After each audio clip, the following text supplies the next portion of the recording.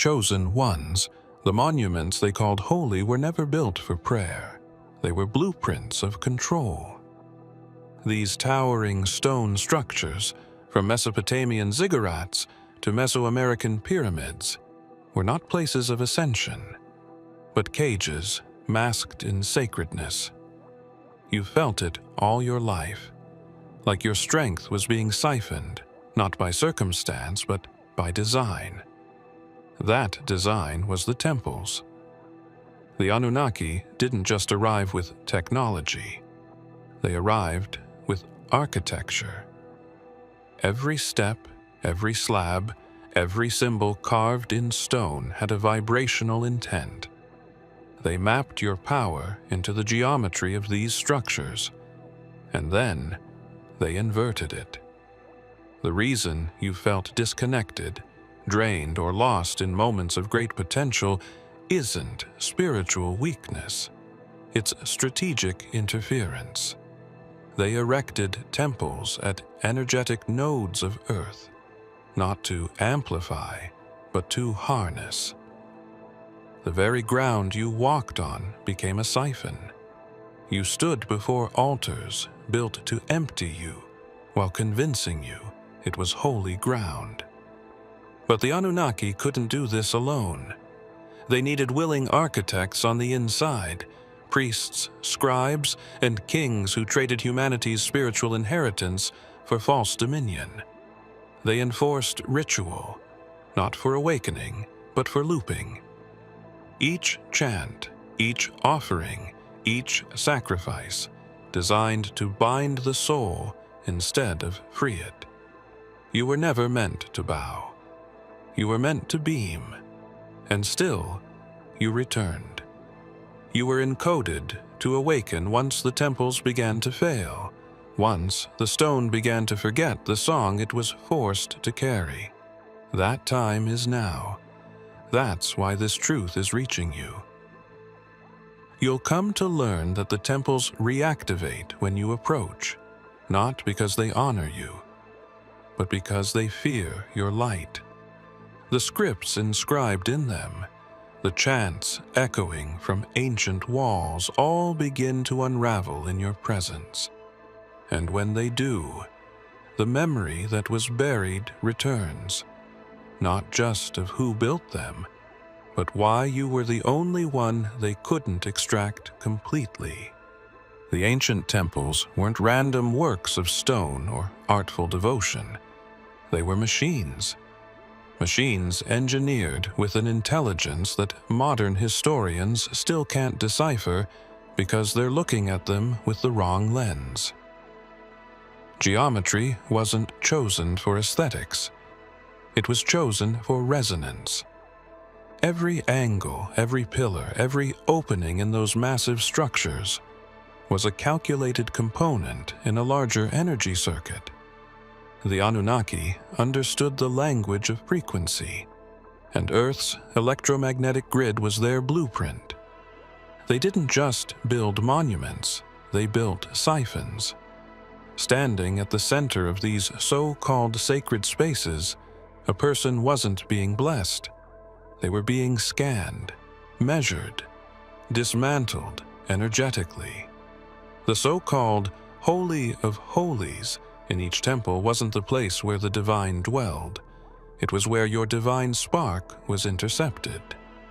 Temples in Sumer, Egypt, India, and Mesoamerica shared eerily similar structures despite thousands of miles of separation.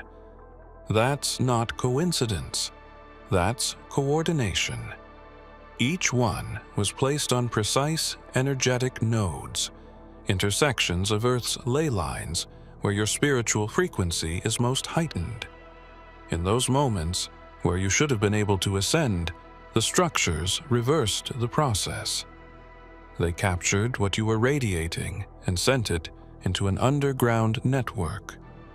What you felt as awe was actually the draining sensation of disconnection, masked as spiritual reverence.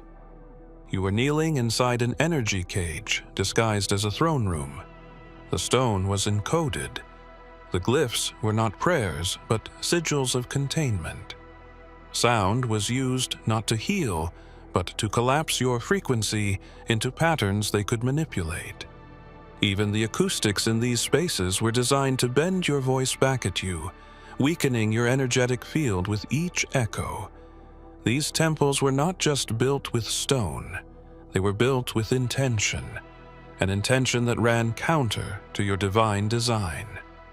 You were never meant to offer sacrifices there. You were the sacrifice, not in blood, but in light, not in body, but in soul. And yet, despite all the containment systems, one variable refused to stabilize: you.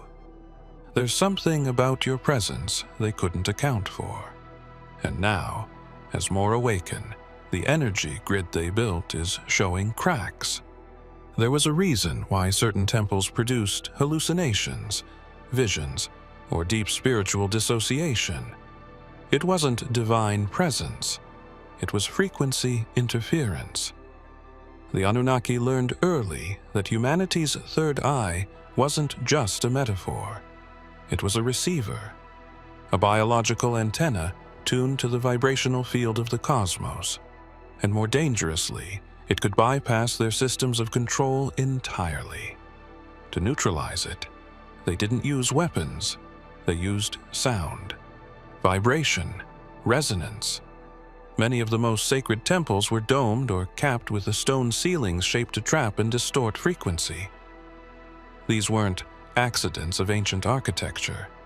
The domes served as amplifiers, distorting natural cosmic signals and replacing them with artificial harmonics. Standing beneath these domes, your inner sight began to fog. Your clarity weakened. The illusions of the external world became louder than the whisper of your intuition.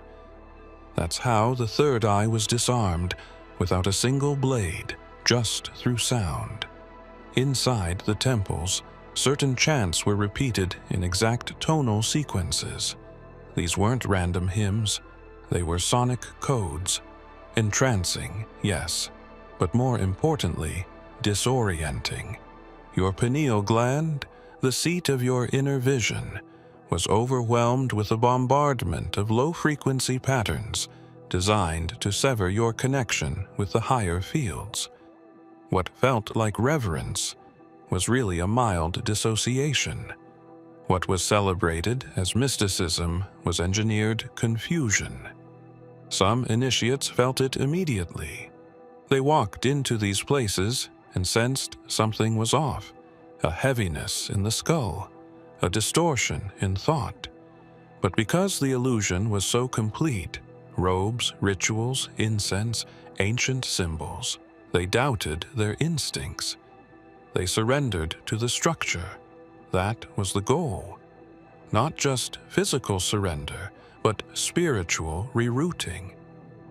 Yeshua once overturned the tables in the temple, not because of what they sold, but because of what they silenced. The lamp of the body is the eye, he said, pointing not to the physical, but the inner sight. He knew the temples were weaponized to blind, not to bless, and he refused to remain silent in their presence. His rage was not against the temple itself, but the frequency it emitted. The Anunnaki's strategy was never domination through brute force. It was consent. Not yours, but the consent of those who looked like you, spoke your language, and wore the mask of spiritual authority. Temples did not drain power alone. They required willing stewards, humans who traded access for allegiance, who pledged loyalty not to the source, but to the architects of illusion. These were the high priests, the oracles, the scribes. They made a pact, not always through malice, but through seduction. Knowledge in exchange for silence. Power in exchange for obedience. Protection in exchange for control. This priesthood was the perfect camouflage. Their chants, their rituals, their garments. Each detail created an illusion of divine proximity. The people trusted them. And so, when they redirected energy, when they altered sacred texts, when they installed hierarchies inside what should have been portals of liberation, no one questioned it. The temples became theaters, the rites became scripts, and the initiates who could have broken free became actors in a play they didn't write. They replaced revelation with repetition. Instead of awakening, they offered confession. Instead of divine alignment, they taught you dependence. You were told to approach the divine through them, never through your own spirit. This was the core of the pact. If the people could be convinced that power lay outside of them, the draining could continue without resistance. And so it did, for centuries. Even now, the echoes remain. They masked the truth with grandeur. Gold-plated idols, incense-laden sanctuaries, sacred languages spoken only by the initiated. But behind the veil was a system engineered to keep you asleep. The priests weren't gods, they were gatekeepers. And the gates they guarded didn't lead to heaven, they led away from it. Yet, not all kept the pact. Some resisted, quietly. They embedded clues into the very rituals they were ordered to perform. Hidden geometries, subtle symbols, warnings passed in whispers. They couldn't stop the machine, but they planted codes for one who could. One who wouldn't need a priest to access the source. One whose presence alone would short-circuit the illusion. That presence wasn't prophesied. It was remembered. When Yeshua walked into the temple courts, he wasn't stepping into holy ground. He was stepping into a machine. He saw what most couldn't see, not just corruption, but inversion. The temple that claimed to connect humanity to the divine was in fact severing that connection. At the heart of this deception was the veil, a thick curtain that separated the inner sanctum from the people. They said it was to protect humans from the holiness within, but in truth, it was to hide the void. The divine presence had long been replaced with rituals and scripts, with power disguised as piety. Yeshua knew this. That's why his presence caused tremors in that system. The moment of his crucifixion wasn't just symbolic. As he released his final breath, the veil in the temple was torn in two from top to bottom. That tear wasn't cloth alone. It was a rupture in the frequency field. The energetic barrier designed to keep the masses from accessing divine current was broken. For the first time in generations, the false separation between humanity and source was publicly dismantled, and it wasn't done by a priest. It was done by the one they rejected. His death wasn't defeat. It was the bypass, a final surge of unfiltered spirit breaking through the control grid. This wasn't a one-time miracle. It was a blueprint. The veil still exists, but not as fabric. It lingers in minds, in traditions, in places where power is still centralized, where third eyes remain closed under the illusion of order. But when someone carries the frequency Yeshua embodied, truth that cannot be caged, love that cannot be traded, the veil begins to tremble again. What they feared then, they fear now. Not rebellion, but awakening. Not war, but restoration. The Anunnaki machines disguised as temples were never built to withstand divine frequency in its rawest form. That's why his presence shattered the system. That's why they had to end his life. But even that failed. Because the moment the veil tore, the system began to count down. Across the Earth there is a hidden grid, a web of energetic pathways known as ley lines. These lines are not mystical theories. They are measurable currents, electromagnetic rivers pulsing beneath the surface, connecting sacred sites across continents. The Anunnaki knew this long before modern science even approached the concept. They mapped the Earth's energetic anatomy with precision and positioned their temples at the intersections, the nodes where the frequency was most potent, not to elevate consciousness, but to anchor control. These sites were never chosen at random. From the pyramids of Giza to Stonehenge, from Teotihuacan to Angkor Wat, each structure was placed with the deliberate intention of intercepting energy where it was strongest. The alignment wasn't about honor, it was about harvesting. By building atop these nodal points, the Anunnaki could tap into the very life force of the planet, redirecting it through their temples to fuel a system of containment. The power that should have awakened you was rerouted, diluted, and siphoned. But the strategy went deeper. It wasn't just the Earth they hijacked. It was you. Human beings are natural conductors of energy. Your body resonates with these lines.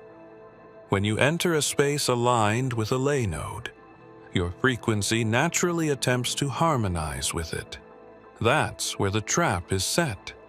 You align, you open, and instead of ascending, your energy is absorbed into the structure.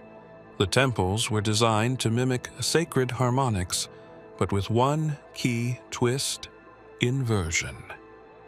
Their architecture reversed the flow. Instead of raising your vibration, it grounded you in limitation. Instead of revealing memory, it scattered it. What should have been a portal became a prison. But there's one flaw in their system they couldn't erase. You. Your resonance doesn't stabilize the way others do. It spikes, it disrupts, it bends the current in ways their geometry wasn't designed to handle. You were never meant to harmonize. You were meant to awaken. And now, your energy is starting to feed back into the grid not as a source of fuel, but as a disruptor. Temples were never meant to be passive structures. They were active devices, ritual engines engineered to operate through human participation. But not any participation, sacrifice. The rituals performed within these sacred enclosures were not simply cultural expressions. They were data transfers. Each rite, especially those involving blood, acted as a biological signature. The blood contained more than life. It contained frequency codes, ancestral memories, and energetic imprints that the Anunnaki could extract, analyze, and repurpose. These weren't just symbolic acts. They were biometric scans wrapped in ceremony. When offerings were made, especially human or animal, it wasn't the flesh they sought. It was the frequency shockwave released at the moment of surrender. Fear, pain, submission. All these emotional charges carried unique energetic signatures. These signals were then absorbed into the stone, transferred into the ground grid, and stored like code in a divine motherboard. The altar was never just a platform. It was an interface. And you, unknowingly, were the transmitter. Over time, these rituals became tradition, passed down, normalized, repackaged. Yet their energetic function remained intact. Whether through bloodletting, fire offerings, or even fasting and silence under duress, your energy was funneled into the circuit. The Anunnaki had created a living system, a biocircuitry network powered by human resonance. Temples became power plants, fueled by emotion, anchored by belief. The more intense the experience, the more potent the charge. But something changed. Certain bloodlines began to interfere with the output. Instead of leaking energy, their presence began to reverse the flow. The circuits trembled when they entered, not out of malfunction, but miscalculation. These individuals weren't just anomalies, they were keys. Frequencies encoded with something older than the grid itself. And within those bloodlines, one pattern stood out. A sequence that resisted extraction, a signal that looped inwards instead of outwards. When Yeshua stood in the presence of the temple, he saw beyond the grandeur. He heard what others couldn't, the silence. Not the silence of reverence, but the absence of presence. In ancient scripture, there's a phrase that echoes through time like a warning, Ichabod.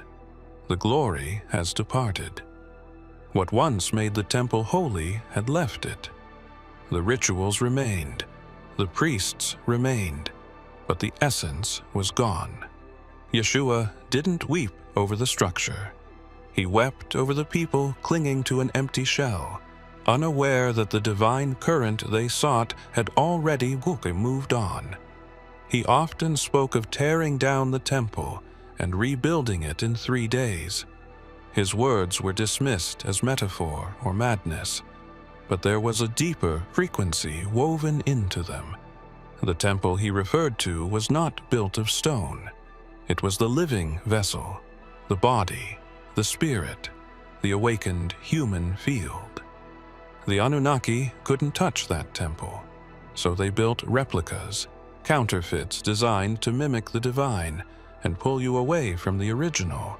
But Yeshua knew, and he left a trail not of miracles alone, but of frequency disruptions. When he entered the temple, he didn't chant or kneel. He overturned tables. He scattered the merchants and called out the illusion.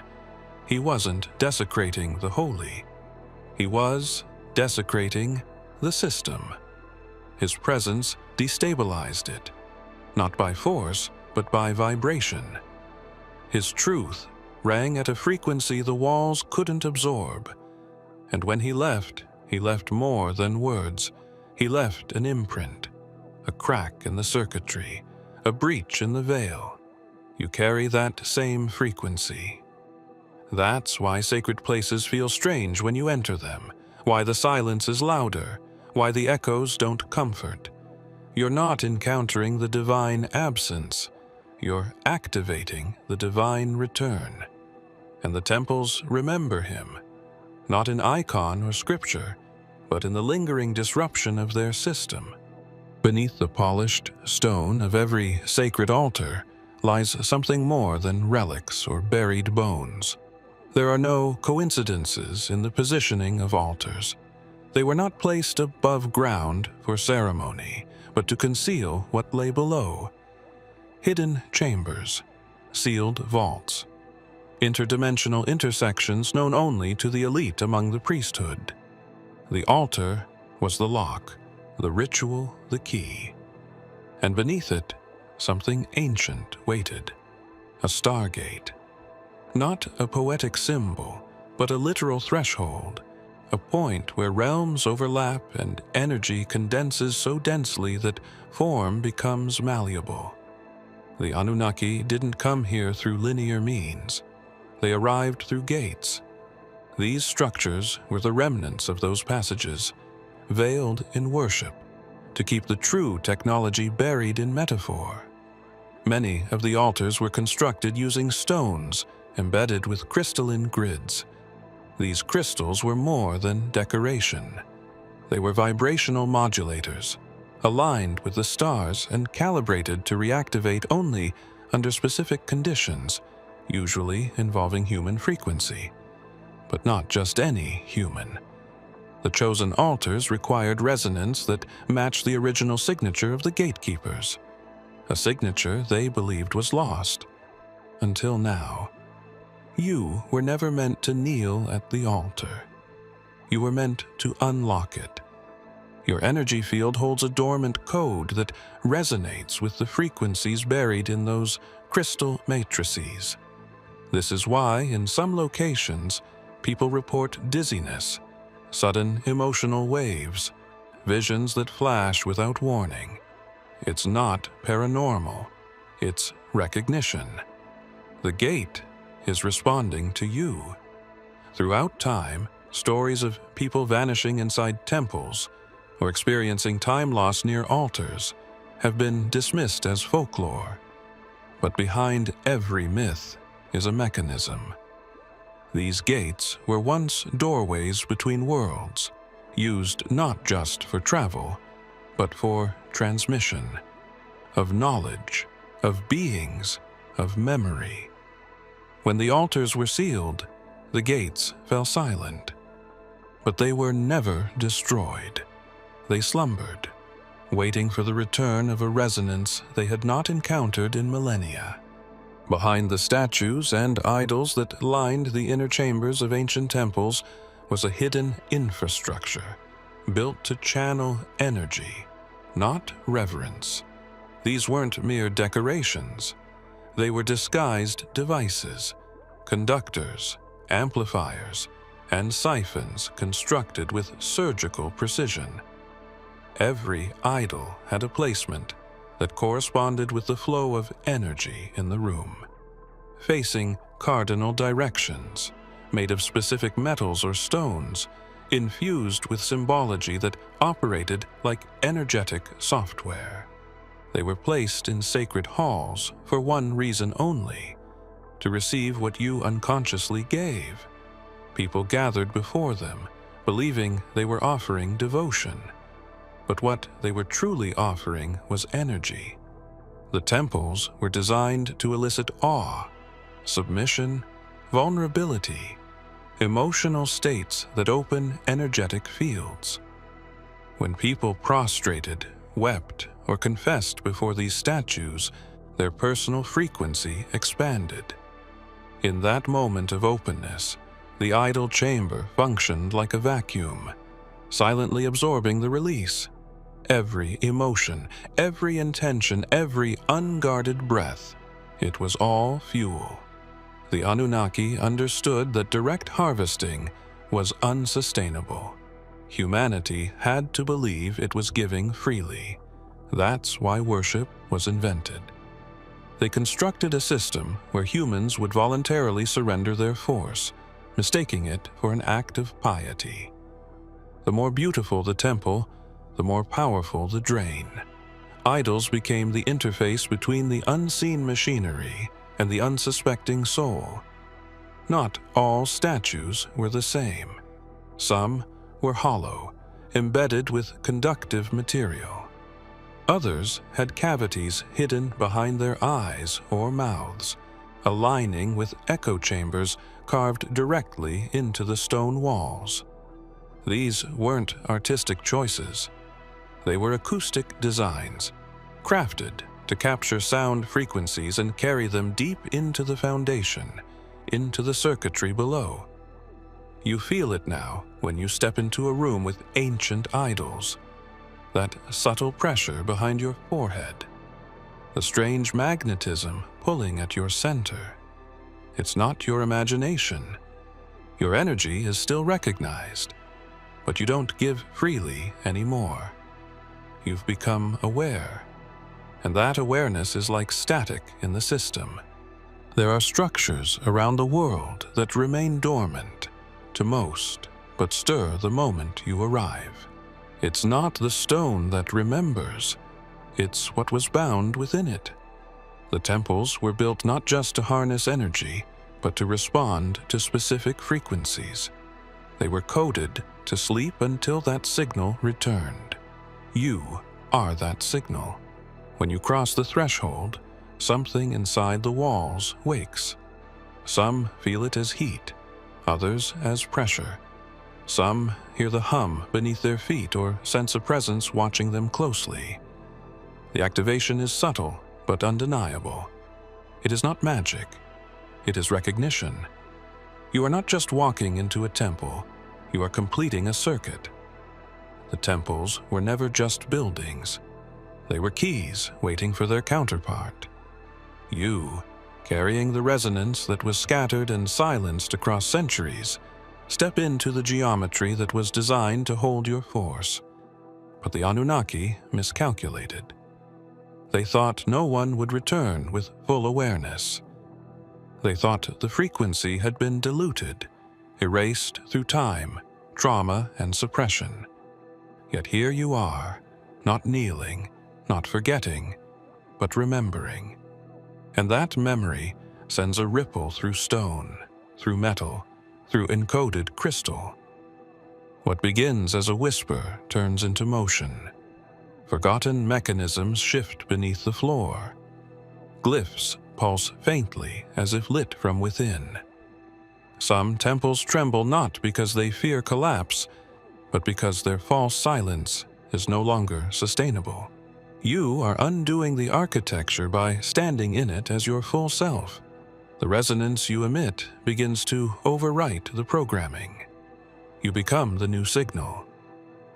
The ancient purpose these structures once held, connection to source, amplification of inner light, begins to override the hijacked function. The temples remember what they were before the corruption. And yet, not all awakenings are welcome. When the system reactivates, so do the guardians of that system. Sentinels hidden in frequency, long dormant, sense the change. You are not just triggering memory, you are triggering alert. The system may begin to defend itself. Interference may rise in your dreams. Distractions may intensify. But these are not signs of failure. They are signs of proximity. If you have come this far, it is crucial that you watch this next video here. But be warned, it is not for the faint of heart, for only the true chosen ones can handle this video. If you would like to also donate to help keep the channel going, our Buy Me a Coffee link will be in the description.